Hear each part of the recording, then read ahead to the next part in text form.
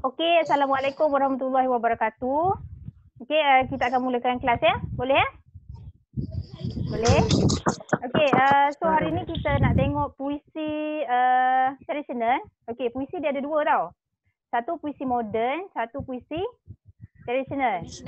Okey, kalau puisi tradisional, apa maksud tradisional? Lama-lama. Yang lama-lama. Yang lama-lama lawan dia puisi moden, maksud yang baru-baru lah. So, apa beza moden dengan tradisional? Moden baru, tradisional lama. You pandai yang saya cakap tadi lah. Okey. Kalau moden, okay, kita tengok orang moden sekarang. Okay, orang moden sekarang dia macam tak ada syarat sangat. Dia suka hati dia. So sifat dia bebas. Itu moden. Puisi moden. Dia bersifat bebas. Jelas? Okay, kalau puisi tradisional, dia macam orang dulu-dulu dia ada banyak pantang. Dia ada syarat. Dia kata apa? Berseni dia lebih sikit. Betul? So beza puisi tradisional dengan puisi moden. Puisi tradisional dia ada syarat berbanding dengan puisi moden yang tak ada syarat. Lepas tu contoh puisi moden yang tak ada syarat apa? Yang tak ada syarat. Puisi moden. Apa yang nak tahu tentang puisi moden? Contoh dia sajak. Tak ada syarat kan? Sajak awak nak buat bunyi macam mana suka hati awak. Awak berapa rangkap suka hati awak, rima akhir tak sama suka hati awak. Betul? Okay, itu puisi moden. Kalau puisi tradisional, okay, contoh dia macam pantun. Pantun dia ada syarat nak buat dia. Ada yang apa tu, 2 rangkap, 4 rangkap. Lepas tu pantun mesti rima akhir mesti sama. A dengan C, D dengan D. AD. Jelas ke? Jelas ke? Okey. So, masa puasa hari tu cikgu dah ajar tentang syair bidasari. So, hari ni kita nak tengok satu lagi puisi tradisional iaitu Gurindam. Okey, cikgu akan share screen dengan awak untuk slide.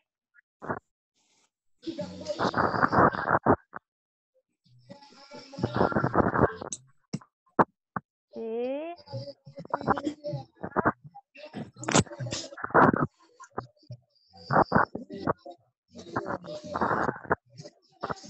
Okay, boleh nampak ke? Boleh. Alright. Okay, yang ni nanti cikgu akan masukkan dalam grup kan. Okay, yang ni tentang format baru SPM 2021. Yang ni untuk makluman awal awak je lah. Okay, kita ada 1, 2, 3, 4 kertas. Berbanding yang tahun sebelum ni, kita hanya ada 3 kertas saja. Okay, so nanti cikgu akan explain kemudian lah untuk format baru SPM 2021 ni. Sebab kita nak cepat, masa pun tak open ada kan. Okey, seterusnya. Okey, awak tengok gambar ni, awak nampak apa? Masalah sosial. Masalah sosial lagi? Anak muda pada masa hari ni. Awak rasa kenapa dia orang buat macam ni? Buat perkara-perkara yang negatif ni? Terjebak dengan rakan. Terjebak dengan rakan lagi? Nafsu. Ya, nafsu. Ikut nafsu, ikut hati, betul? Maksudnya dia tak boleh nak jaga diri dia sendiri kan? Dia sibuk nak ikut kawan-kawan dia. Okey, jadi sebenarnya hari ni kita nak tengok tentang salah satu puisi tradisional yang berkaitan dengan gambar yang awak nampak tadi lah. Iaitu Gurindam 12 fasa yang ketiga. Okey, ini ialah Gurindam 12-nya. Okey, jadi cikgu rasa macam tak sempat cikgu nak bergurindam sebab gurindam ni dia memang sangat lenggok dia sangat slow lah. Okey, cikgu bagi satu contoh, satu rangkap saja Cikgu dengar satu rangkap saja. Apabila terpelihara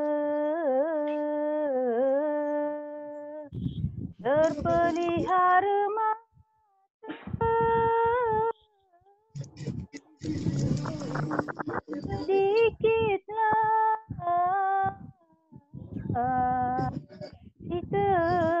cita-cita. Lebih kurang macam tu lah. Setiap rangkap lebih kurang bunyi dia macam tu. Okey, jadi kita nak cepat kita tengok maksud setiap rangkap. Okey, kita tengok maksud yang pertama. Okey, apabila terpelihara mata sedikitlah cita-cita. Maksudnya apa? Pelihara mata maksud kita jaga apa? Jaga mata.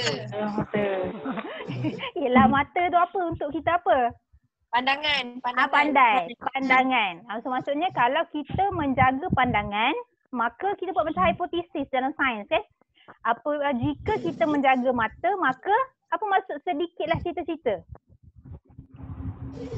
Tak banyak benda yang kita nak buat. Pandai. Maksudnya bila kita jaga pandangan, makanya kita punya keinginan pun tak banyak lah. Faham? Contohnya kalau macam kita perempuan kan, pergi shopping komplek, nampak itu nampak tu suka, nampak tu suka, nampak tu suka. Sebab kita nampak, mata kita ni tengok dan kita rasa nak. Tengok rasa nak, tengok rasa nak. Jadi kita jaga pandangan, jangan tengok supaya keinginan kita berkurang. Jelas rangkap pertama? Jelas. Okey, kita pergi ke rangkap yang kedua. Apabila terpelihara kuping, apa maksud kuping? Kuping telinga. Pandai, telinga. Maksudnya kita jaga apa? Telinga untuk Pendengaran. Okey, apabila kita menjaga pendengaran, khabar yang jahat tiadalah damping. Maksudnya kita takkan dengar perkara-perkara yang Tak baik. jahat, perkara yang tak baik lah. Okey, contohnya ada orang tengah membawang, bergosip. So kita pun, macam ada mengatur orang lah. So kita pun rasa, nak pergi. Lepas tu kita dah dengar dekat orang yang membawang tu, kita pun macam tak sengaja termengatur orang juga. Faham tak? Maksudnya kita kena jaga pendengaran. So kalau kita dengar macam orang tu tengah cakap benda yang tak baik, tak elok, benda yang tak ada orang kata apa, tak ada kepentingan, so kita elakkan daripada pergi ke tempat orang-orang yang cakap benda yang tak elok, dengar benda-benda yang tak elok. Okey, rangkap yang ketiga. Apabila terpelihara lidah, jaga apa? Jaga Jaga percakapan. Okey, jaga percakapan. Percakapan. Maksudnya kita jaga percakapan supaya kita dapat apa?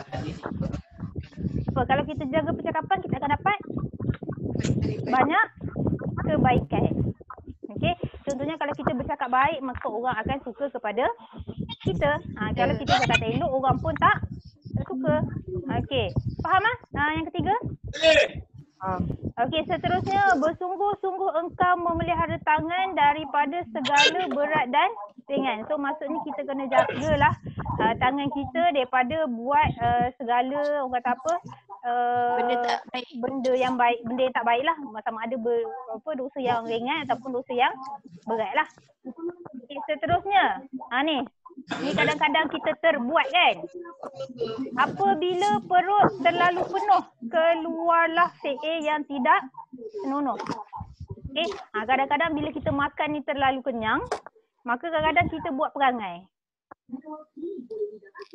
Okay, so kita kena elakkan makan terlalu kenyang lah, supaya kita bila kenyang ni kita kadang-kadang mengikut perasaan, mengikut hati. Sebab tu kadang dalam Islam pun kita digalakkan, orang kata kalau tak boleh nak kawan nafsu, kita berpuasa. Berpuasa kita boleh menahan. Sebab kalau kita kenyang ni macam-macam benda yang kita akan buat. Jelas? Jelas. Alright, so seterusnya, anggota tengah hendaklah ingat di situlah banyak orang hilang semangat. Okey, anggota tengah ni orang kata macam hati lah. Hati kita. Kalau kita terlalu mengikut hati, maka kita akan contohnya lah awak ada boyfriend, ada girlfriend kan. So awak macam terlalu sayang, ikut hati, ikut perasaan sangat. So lama-lama bila awak clash, awak pun akan rasa macam terlalu frust, terlalu kecewa, betul? So maksudnya hati awak tu janganlah orang kata bagi terlalu dalam kepada seseorang. So jagalah hati dengan sebaik-baik mungkin supaya awak tak rasa kecewa sangatlah. Okey? Okey, yang terakhir sekali, hendaklah pelihara kaki daripada berjalan yang membawa rugi. Maksudnya kita kenalah jaga pergerakan kita, kaki kita daripada pergi ke tempat yang sia.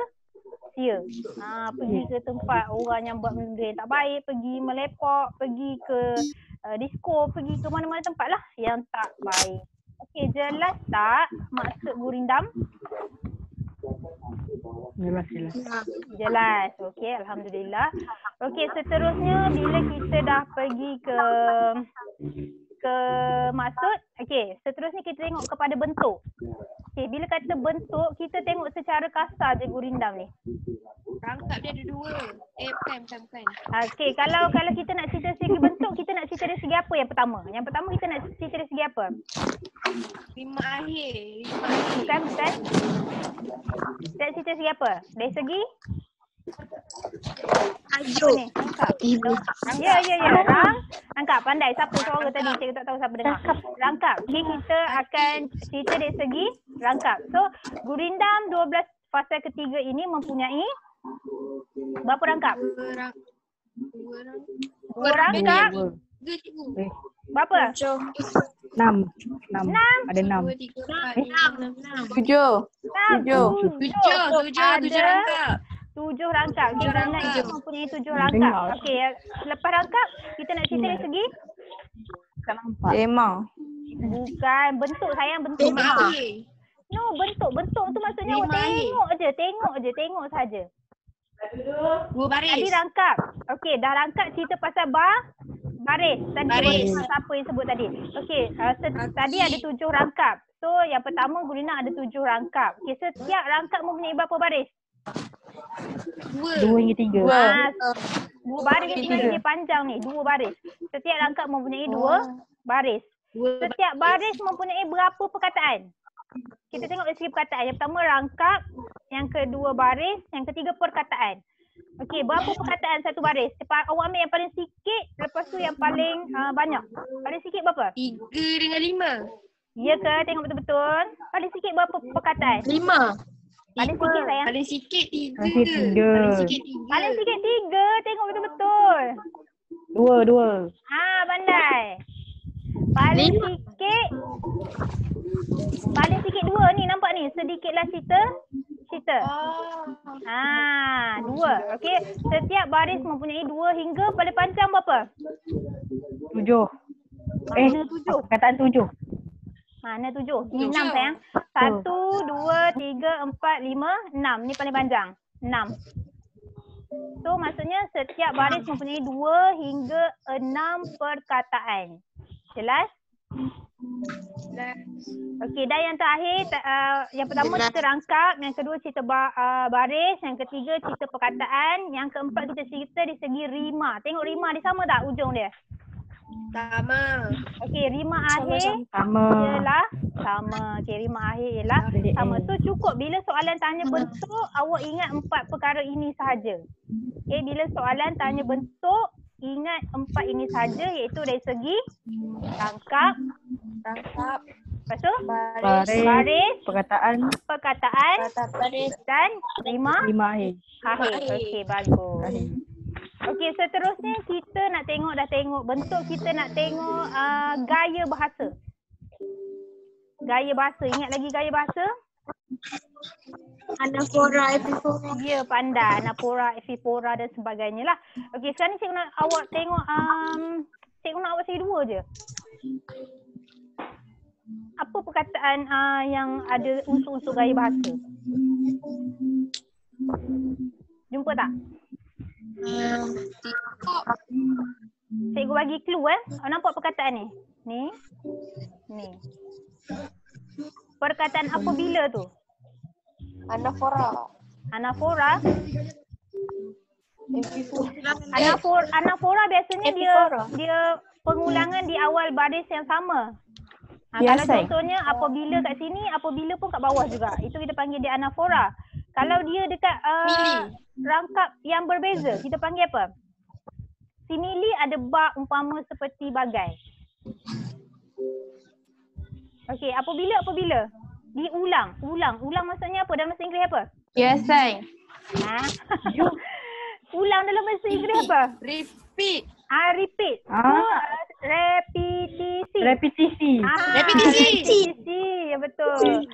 So gaya bahasa yang pertama ialah repetisi. Repetisi iaitu pengulangan perkataan apabila. Ni apabila juga sebenarnya. Apabila pada rangkap pertama, rangkap kedua dan rangkap yang ketiga. Okey, perkataan apabila. Okey, seterusnya ini. Gaya bahasa apa ni? Di situlah banyak orang yang hilang semangat. Okey, kalau dalam binaan ayat kat depan mesti apa dia? dalam membina ayat, depan mesti apa? Subjek. Pandai, subjek. So sekarang ni subjek dia duduk kat mana? Di situlah. Adakah ini subjek?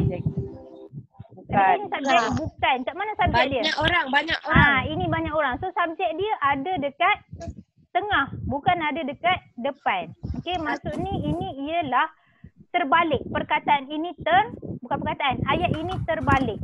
So apa gaya bahasa yang melibatkan terbalik-terbalik perkataan atau ayat? Ingat tak? Siapa ingat? Invensi. Pandai. Inversi iaitu pembalikan perkataan. Sepatutnya pembalikan kata. Banyak orang yang hilang semangat di situ. Okey, tapi dia buat di situlah banyak orang yang hilang semangat. So ini ialah inversi. So ada dua gaya bahasa dalam Gurindam 12 ini yang dapat kita tengok. Yang pertama ialah apa ni? Repetisi iaitu pengulangan perkataan apabila pada baris pertama, kedua dan ketiga. Okey, yang kedua ialah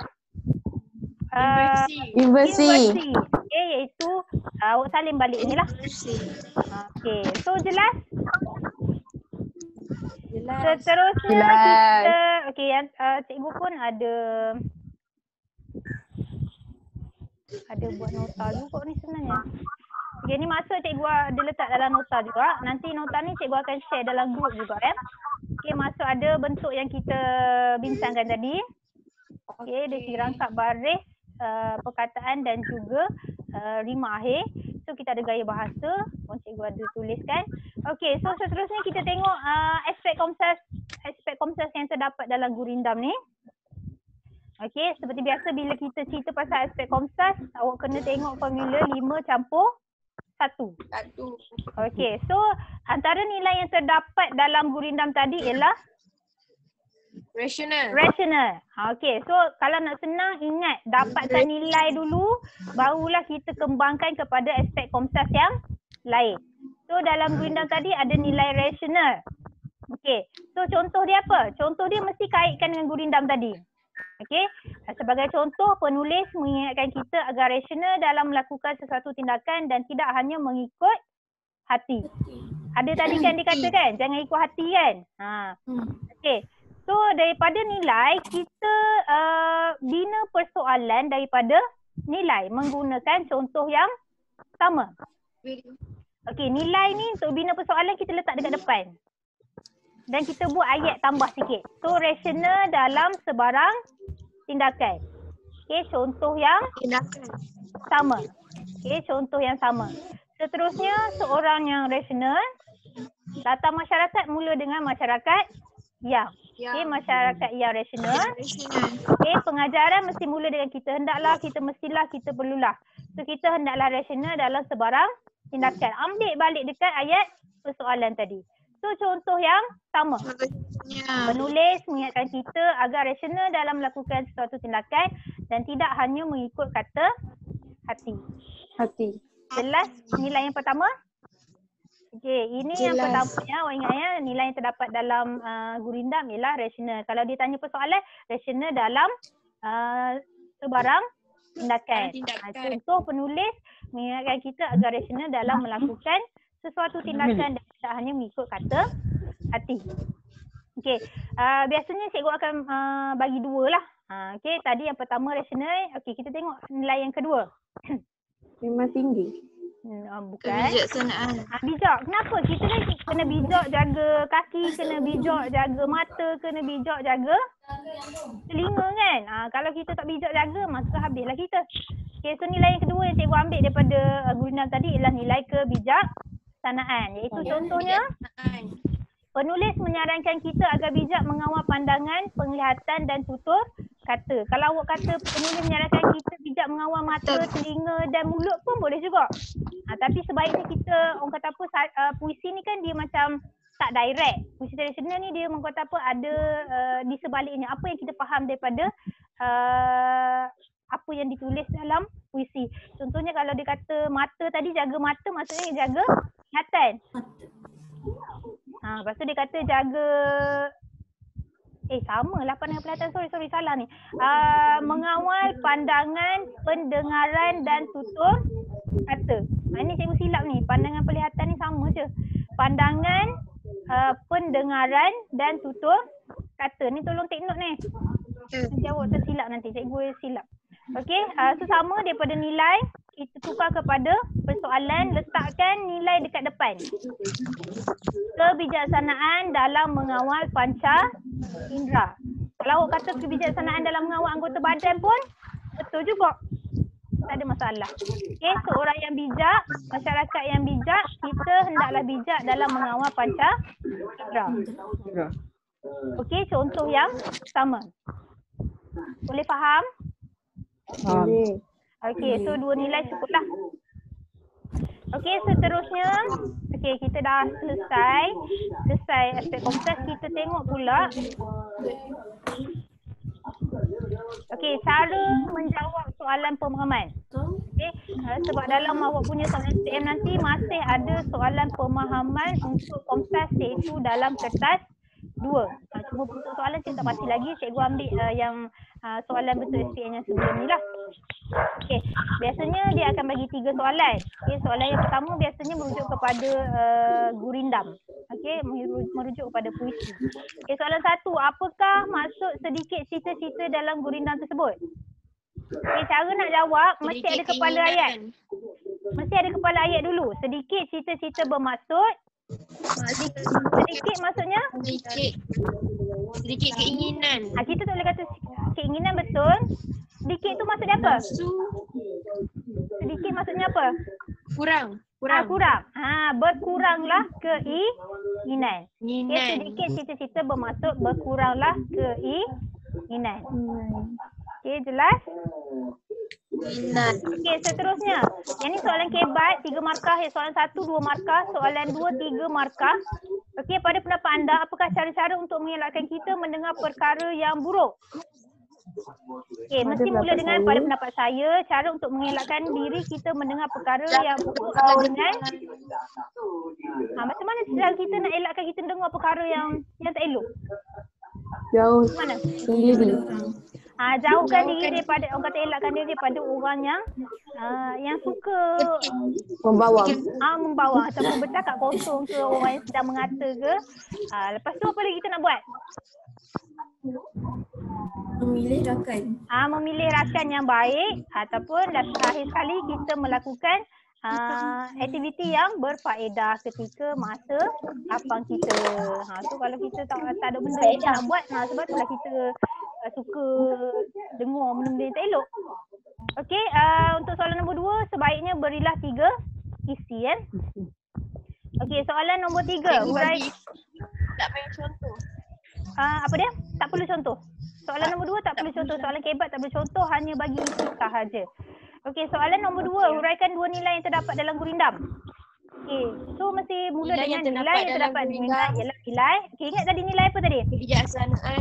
Kebijaksanaan. Sebagai contoh, pengajar menyarankan kita agar bijak dalam menjaga panca indera. Selain itu, nilai apa tadi yang memula tadi? Nilai rasional. Sebagai contoh, pengajar mengingatkan kita agar rasional dalam melakukan sebarang tindakan dan tidak hanya mengikut kata hati sahaja. Okey? Jelas cara nak jawab soalan pemahaman? Okey. Seterusnya, okey, ini soalan pemahaman yang kedua yang perlu awak jawab. Okey, yang pemahaman pertama awak jawab, yang pemahaman kedua pun awak jawab. Jawab dalam test pad. Okey, jawab dalam test pad. Lepas dah siap nanti awak hantar gambar ke cikgu tanda. Cikgu, soalan tulis tak? Soalan tak boleh tulis. Awak tulis soalan pemahaman 1, okey, terus jawapan. 1 jawapan, 2 jawapan, 3 jawapan. Soalan pemahaman 2, 1 jawapan, 2 jawapan, 3 jawapan. Jangan lupa tulis nama. Senang cikgu nak stamp balik jawapan awak tu lepas cikgu semak. Kalau awak tak tulis nama, macam hari tu ada yang tak tulis nama, cikgu tak tahu. Siapa punya kena belik balik. Siapa yang hantar. Okey, jelas ya? Okey, ini saja slide kita. Okey, stop. Okey. Apa? Raya dah habis. Duit raya. Raya dah habis.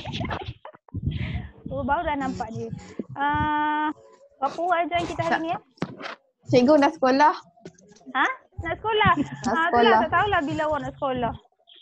Awak sabar So, macam mana pendapat awak okey tak kalau kita belajar macam ni? Macam ni lagi senang.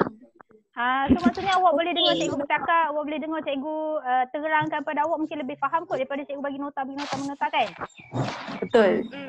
Okey, Ya. sebab okey, so untuk akan datang kita akan cuba untuk teruskan macam ni lah. Pembelajaran yang macam ni, cikgu akan tunjukkan slide, cikgu akan terangkan, bagi latihan, awak jawab. Lepas tu, awak hantar jawapan pada cikgu dan cikgu tanda dan cikgu akan send balik kepada Tapi sekat awak.